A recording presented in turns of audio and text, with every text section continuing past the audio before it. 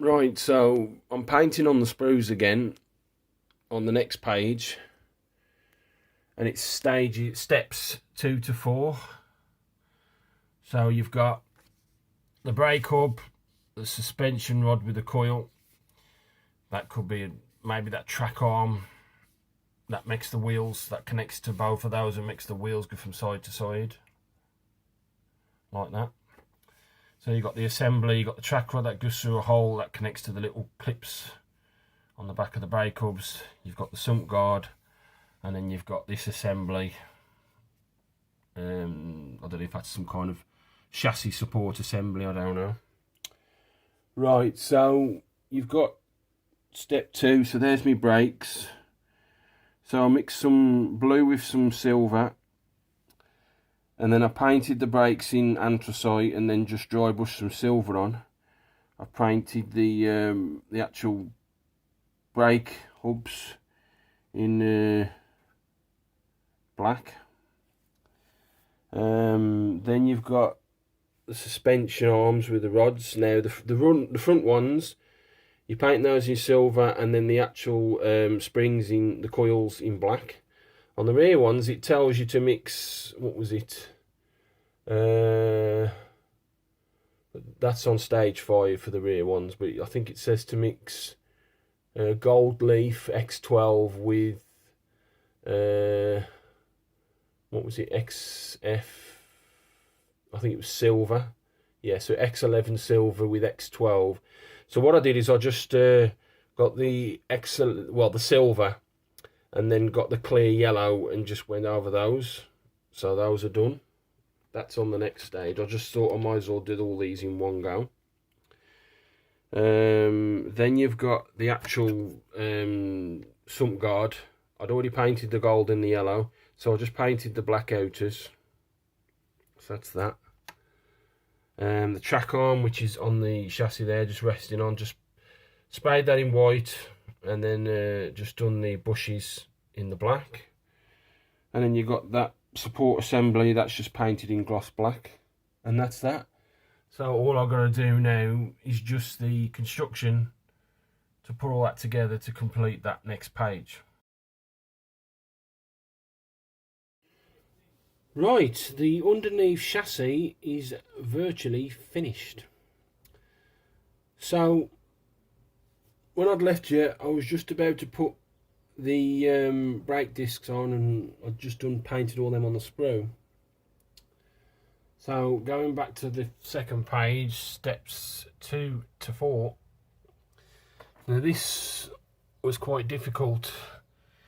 That B17 part there tells you to thread it through the hole at the back of the axle on the chassis, thread it through the other hole, and then put them hooks onto the back of those pegs. Getting that through that hole, I got it through that hole fine, but when I tried to get it through this hole, it was dead difficult to maneuver it through. I'd get it lined up with the hole, and then that would just pop out and just drop on the table. It took me about 4 or 5 attempts to get that through. So putting it on the back of the hook, turn the flash on. There we go.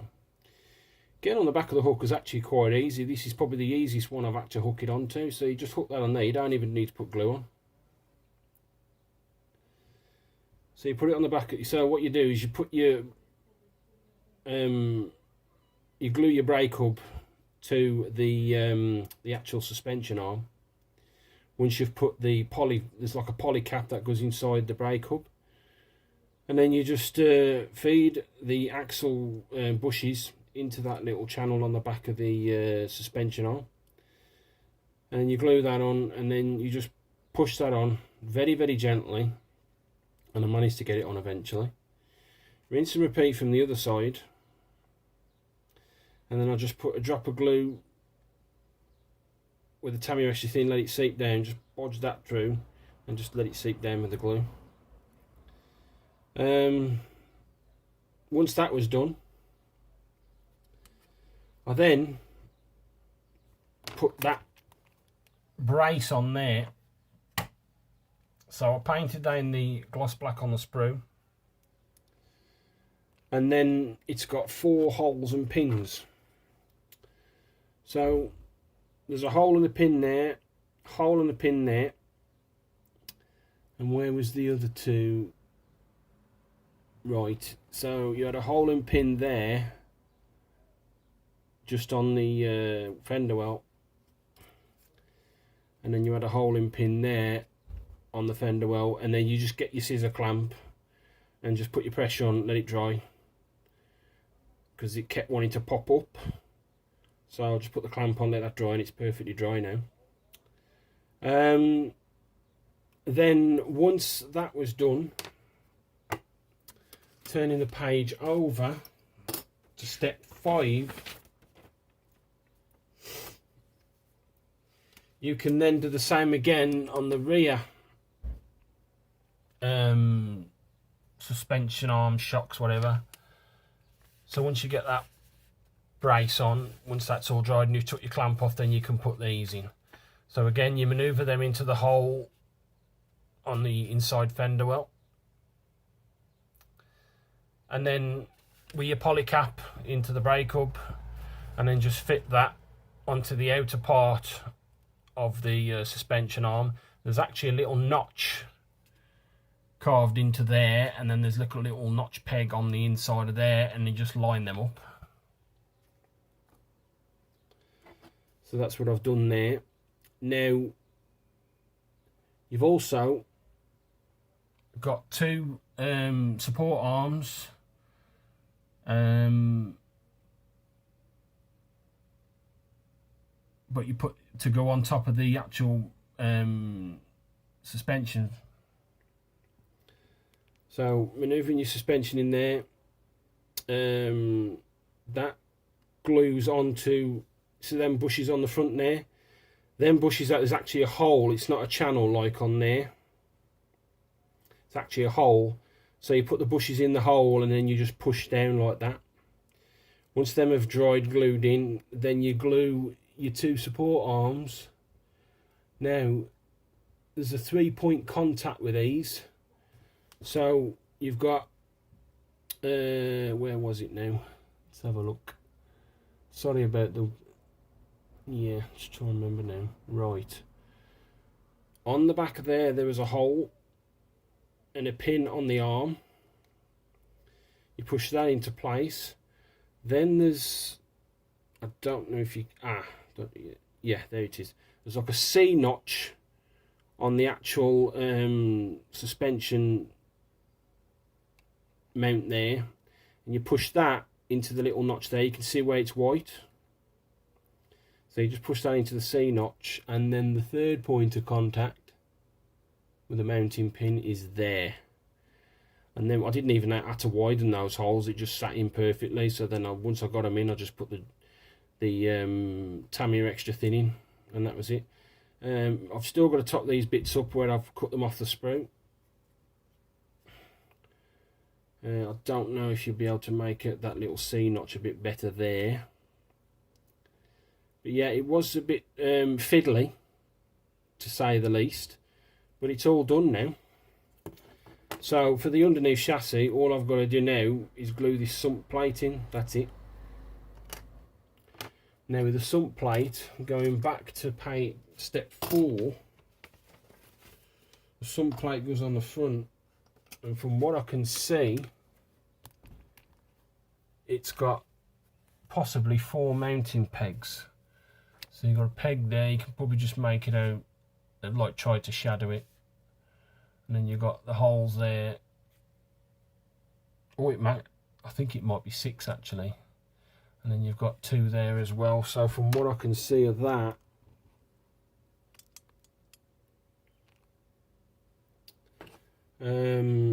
on the front, get my pencil. So it looks like I mount there, the 2 little peg holes, which are those 2 things there. Those 2, whoops, those 2 with a hole on the arms. It looks like they glue onto the brakes.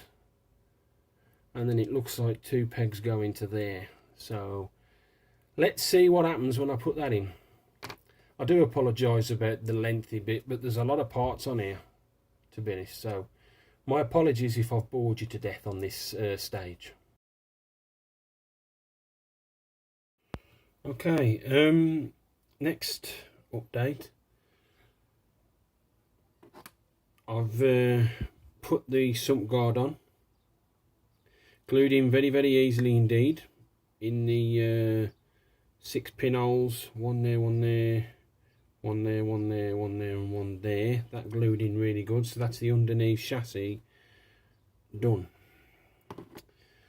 Now the next part is part 6, and it's starting work on the interior tub and little bits of the roll cage.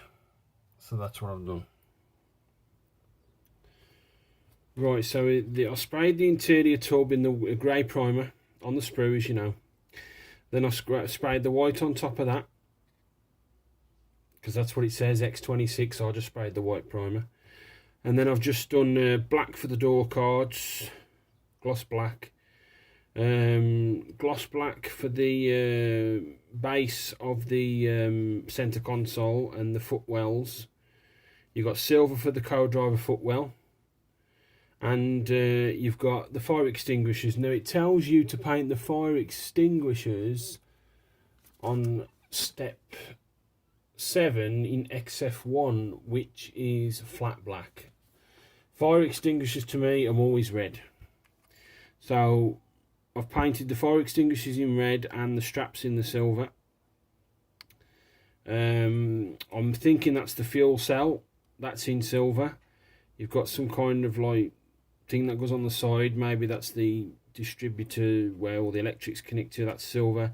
And you've got this bit of black pipe in here, and that's in the 251 Humbrol dark brown.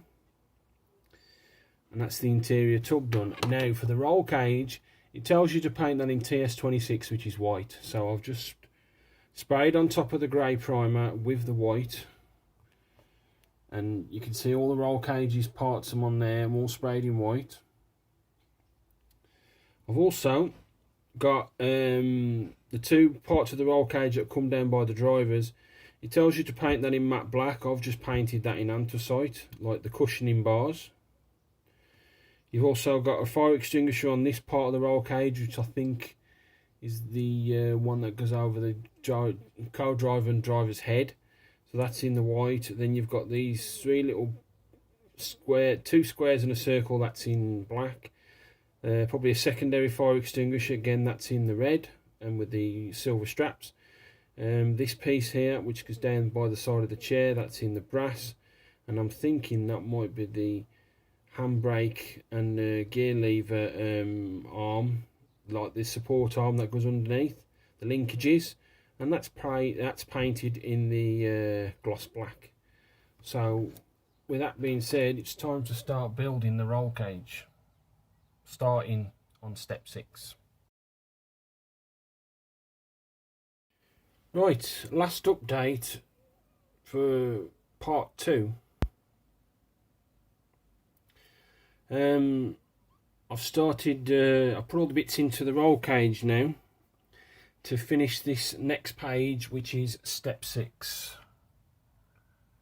So you got the starts of the roll cage with the cushioning bars and mounting all those extra bits inside.